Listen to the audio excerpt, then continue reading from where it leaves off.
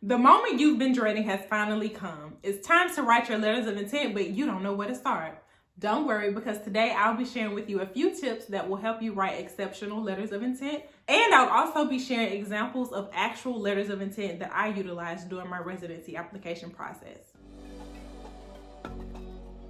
Hi, I'm Dr. K. Welcome to my channel where I help you live your best life by sharing advice and tips on how to grow personally and professionally.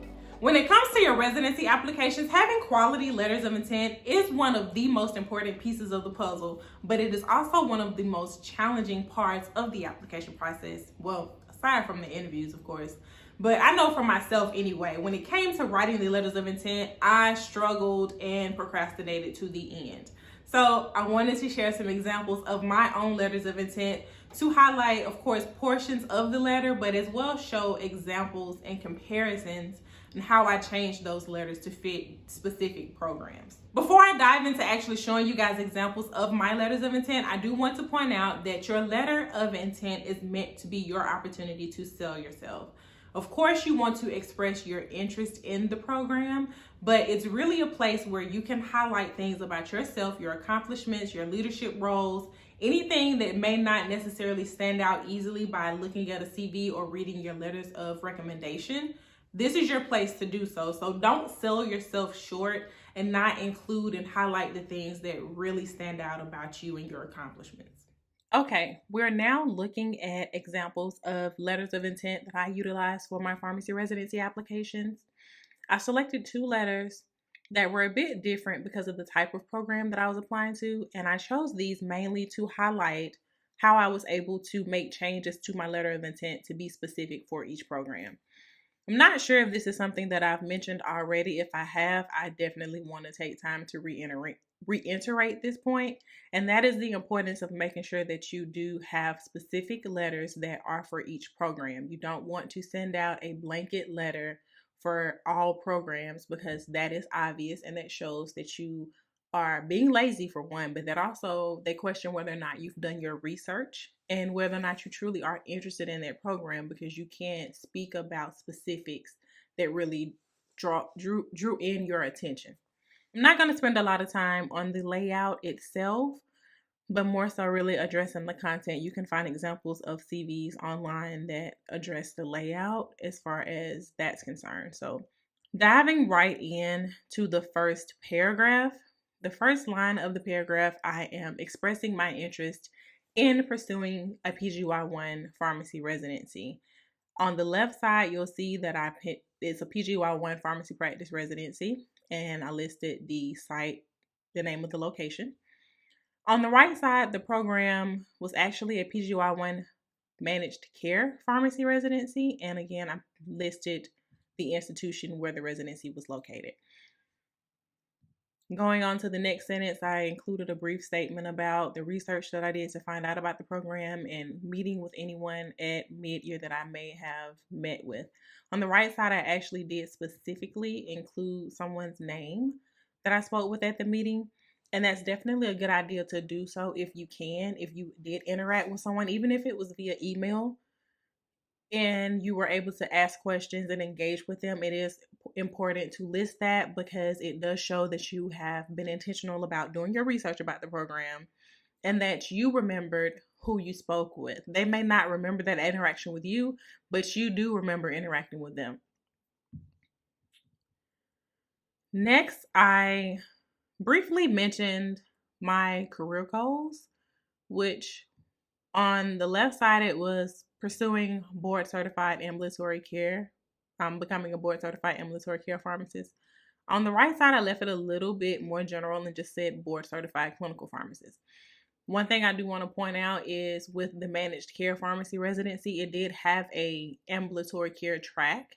So that was still my main interest, but with it being a managed care pharmacy residency, of course, that would carry more weight and that would be the predominant portion of the experiences.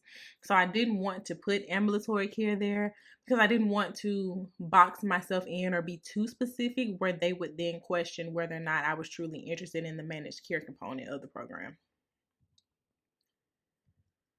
Next, I went on and mentioned what my current interests were. So, transitions of care, medication therapy management, and chronic disease state management.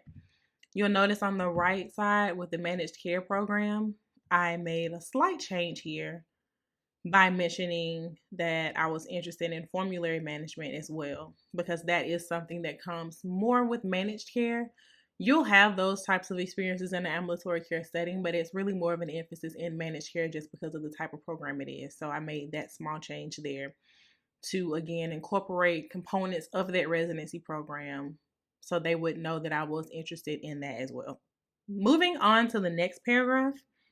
This paragraph is mainly where I went on to elaborate on why I was interested in pursuing a pharmacy residency, and then also why specifically that program. The main thing that you want to do here with expressing your interest and why you want to do a residency is truly mention your why. Each one of you have a reason behind why you're desiring to do a residency, and you really want to make sure that you express that because that's being true to who you are. Now, I will say if your main reason is I don't want to work in community pharmacy, you may not want to put that, but dig deeper into really things that and experiences that residency will provide you that are something that drew your interests, whether it's the opportunity to advance your clinical skills or advance your presentation skills or get more experience with mentorship and precepting, whatever that is, really elaborate on that. And then also with the specifics of why that program, you really want to show that you've done your research. So you want to mention to the program what it is specifically that they offer that interests you and how that can tie into helping you reach your career goals.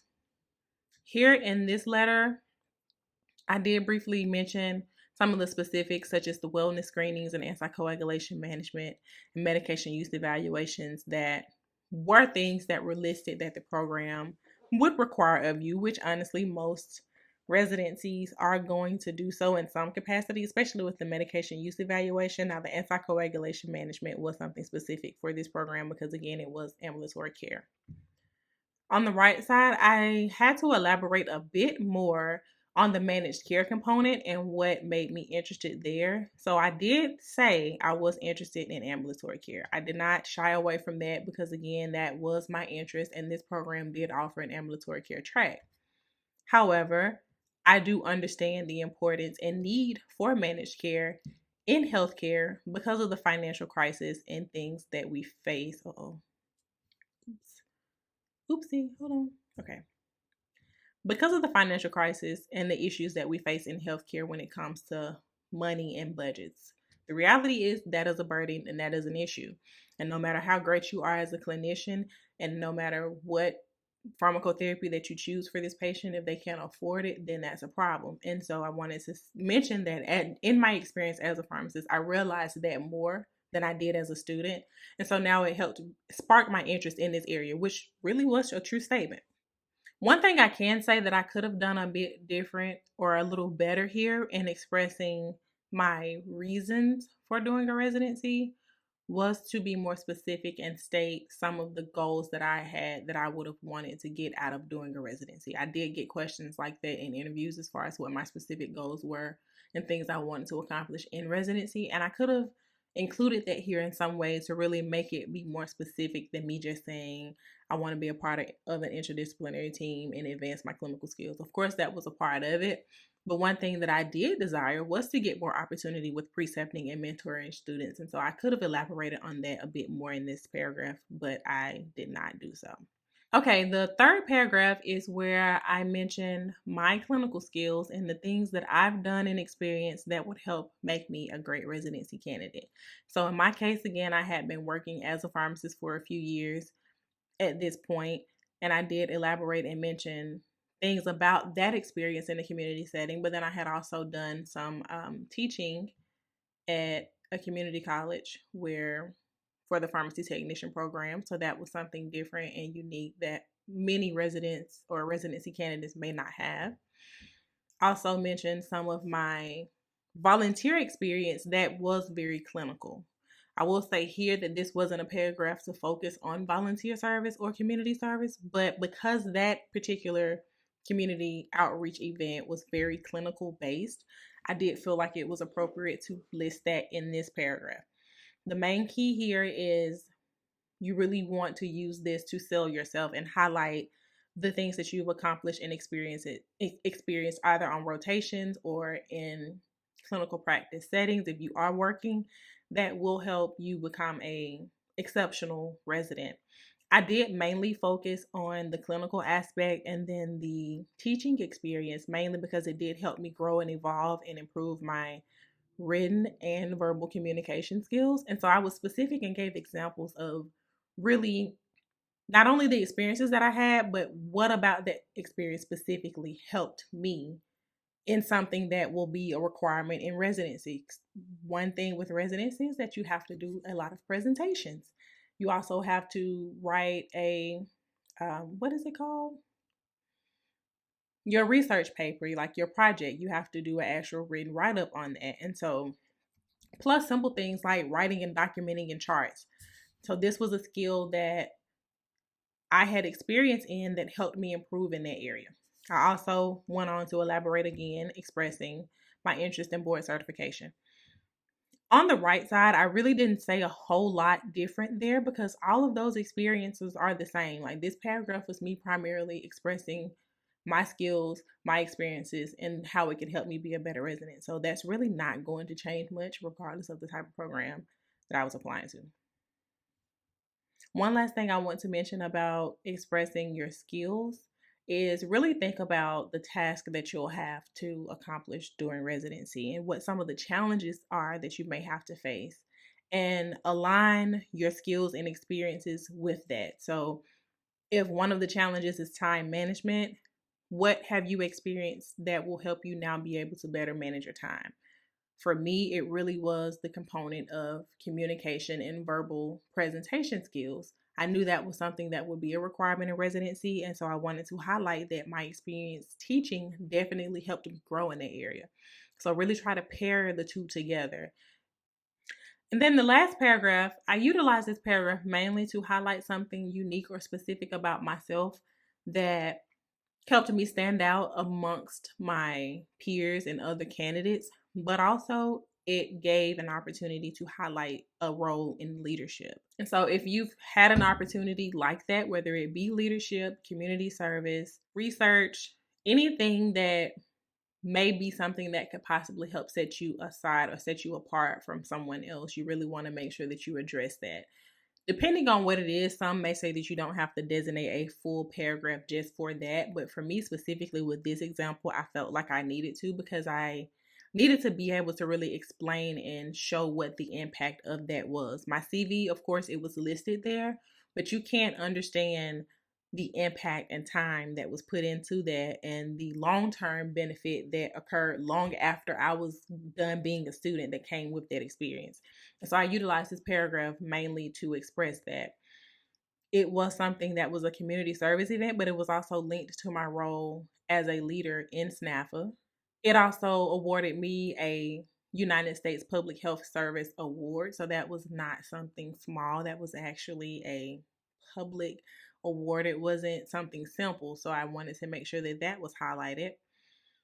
And I also talked about how long I worked on the project. This was something that did go on for a while because it took a lot of time and commitment to see it through and make it be something that was legit. The last part of the paragraph, I wrap up by saying that I'm fortunate to be able to now experience and see where students are still able to go to the clinic and volunteer and hone their clinical skills and have those interdisciplinary interactions. And of course, the patients are being cared for and treated, and how that's something that's lasted well beyond me and that initial impact that I had with starting that. The key here, as I mentioned before, regardless of what it is specifically that you've accomplished or had experiences in, you want to make sure that you take a time to highlight that and express that in a clear way and elaborate on things that may not be very clear and obvious just by looking at your CV. Okay, and then lastly, you just want to include a paragraph that basically just summarizes everything that was said and brings it all together expressing your interest, thanking them for reviewing your application, and hoping that you will get invited for an on-site interview. Of course, close the letter with your sincerely or whatever salutation you use and your name. One recommendation that I did find while I was researching and preparing for this I almost said interview, preparing for this video, was that some people and some references would recommend that you leave a space for you to actually sign your name. So you would physically put your signature and then, of course, go in and scan the document to be able to upload it. I did not do that. I can't really say whether it makes or breaks your application or if it's an absolute must, but I suggest that you do your own research and find what information you can on that and do what feels right and what you think is best for you.